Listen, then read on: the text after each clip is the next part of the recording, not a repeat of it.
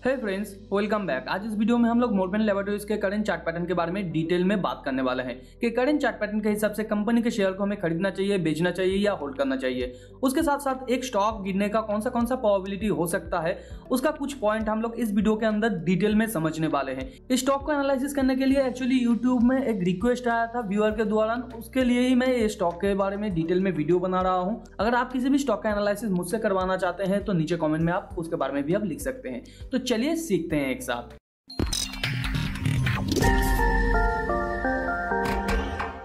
तो जैसे कि आप स्क्रीन पे देख पा रहे हैं, ये मोरपेन लैबोरेटरीज का वन डे का चार्ट है।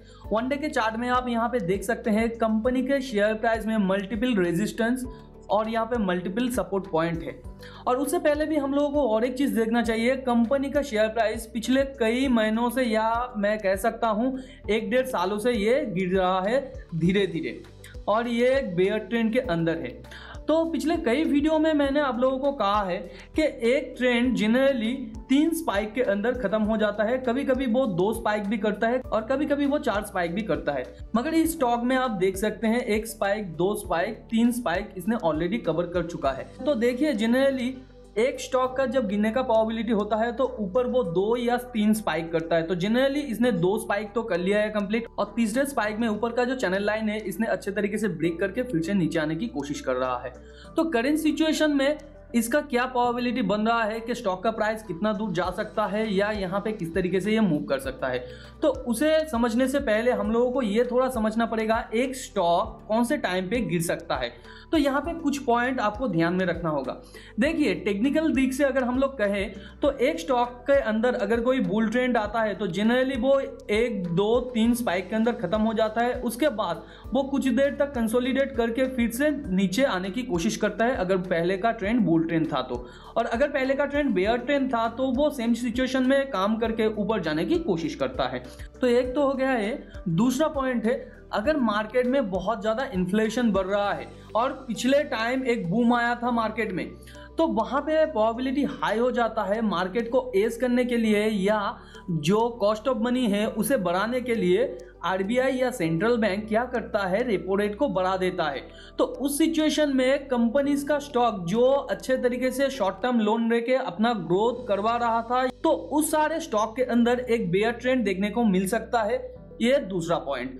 तीसरा है, अगर कंपनी का जो क्वार्टर ऑन क्वार्टर रिजल्ट वो अच्छे तरीके से ग्रो नहीं करता है और मॉडरेट पोजीशन या मॉडरेट रिजल्ट पोस्ट करता है, तो उस सिचुएशन में भी कंपनी का स्टॉक गिर सकता है। अगर आप यहाँ पे थोड़ा देखें तो आप यहाँ पे देख सकते हैं कंपनी का शेयर प्राइस आफ्टर कोरोना ये बढ़ रहा था, क्योंकि कंपनी का जो क्वार्टर ऑन क्वार्टर रिजल्ट है वो धीरे धीरे ग्रो कर रहा था। मगर जून 2021 में इसने खराब रिजल्ट पोस्ट करना चालू कर दिया। यानी ये रिजल्ट हम लोग खराब नहीं कह सकते हैं, क्योंकि पिछले साल के क्वार्टर से ये काफी अच्छा है, मगर क्वार्टर ऑन क्वार्टर के हिसाब से ये रिजल्ट मॉडरेट है या कम है पिछले क्वार्टर से।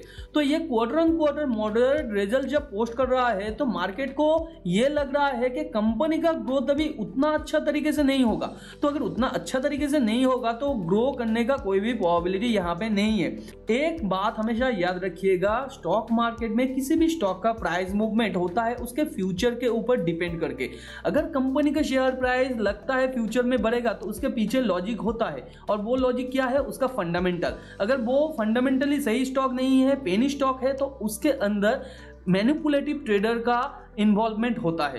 तो मोरपेन लैब के केस में हम लोग देख रहे थे कि कंपनी का क्वार्टर ऑन क्वार्टर रिजल्ट बढ़ रहा था। इसके दौरान कंपनी के अंदर एक अच्छा खासा मूव आया था, और इस कोरोना के टाइम पे आप जानते हैं बहुत सारा नया इन्वेस्टर मार्केट में आया था, जिसके दौरान यहाँ पे एक स्पाइक देखा गया था।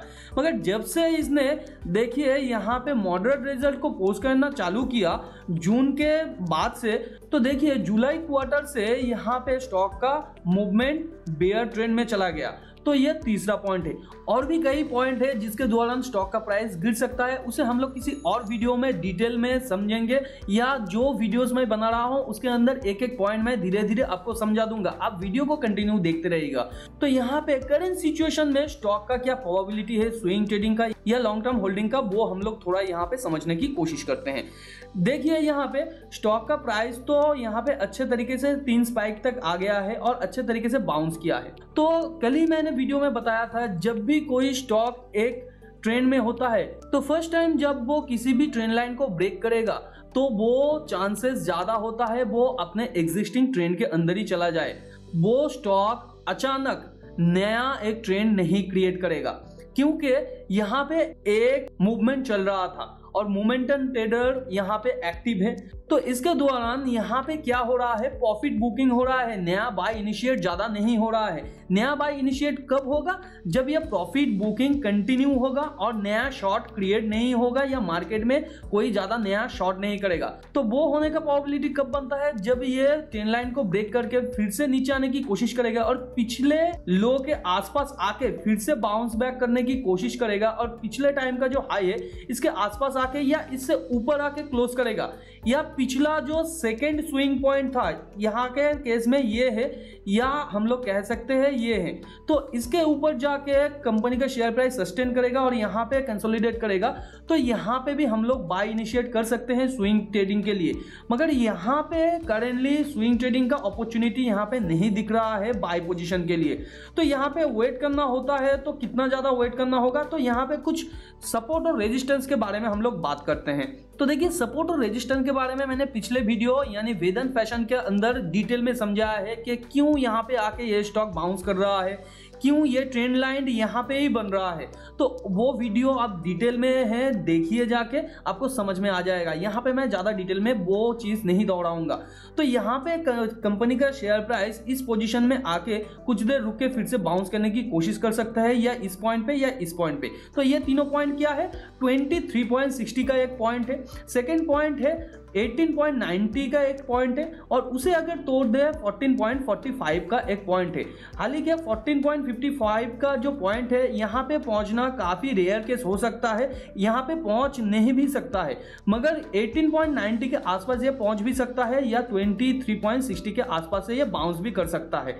तो यहाँ पे करेंटली जो सिचुएशन है, अगर आप इस स्टॉक को होल्ड कर रहे हैं तो अच्छी बात है। कंपनी का शेयर प्राइस ऑलरेडी बहुत ज़्यादा नीचे आ गया है और अपना जो ट्रेंड है वो खत्म करने की फिराक में है। तो यहाँ पे देखिए मल्टीपल सपोर्ट पॉइंट या कंसोलिडेशन पॉइंट है। तो यहाँ पे आप ये एज्यूम कर सकते हैं यहाँ पे भी ये थोड़ा देर कंसोलिडेट करेगा या ये ट्रेडिंग रेंज के अंदर ये चला जाएगा, तो वहाँ पे रुकना ही सही होगा। मगर यहाँ पे अगर ज़्यादा नेगेटिविटी क्रिएट होता है कंपनी के फंडामेंटल में या क्वार्टर ऑन क्वार्टर रिजल्ट में, तो कंपनी का शेयर प्राइस फर्दर गिर सकता है और लॉन्ग टाइम में ये धीरे धीरे करके गिरता ही रहेगा।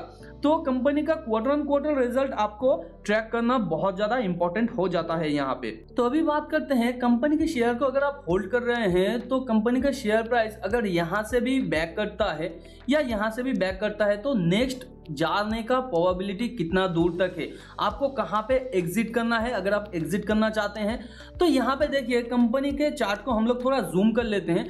तो यहाँ पे अगर हम लोग देखें कंपनी जब यहाँ पे ब्रेक किया था ऊपर का ये जो ट्रेंड लाइन है, जब वो ब्रेक किया था एक कैंडल से ज्यादा वो सस्टेन नहीं कर पाया था, वो कैंडल भी बेयर कैंडल था। तो यहाँ पे हम लोग कह सकते हैं ये एक बेयर वेज क्रिएट कर रहा है। बेयर वेज का फंडामेंटल क्या है या फॉर्मूला क्या है, एक स्पाइक होगा, उसके बाद धीरे धीरे ऊपर जाने की कोशिश करेगा, फिर धीरे धीरे नीचे आके वो जहां से स्टार्ट हुआ था वहां तक ही आ जाएगा, और वहां तक आने के बाद कुछ देर तक वो कंसोलिडेट करेगा, फिर से वो नया ट्रेंड क्रिएट करेगा ऊपर या नीचे की तरफ।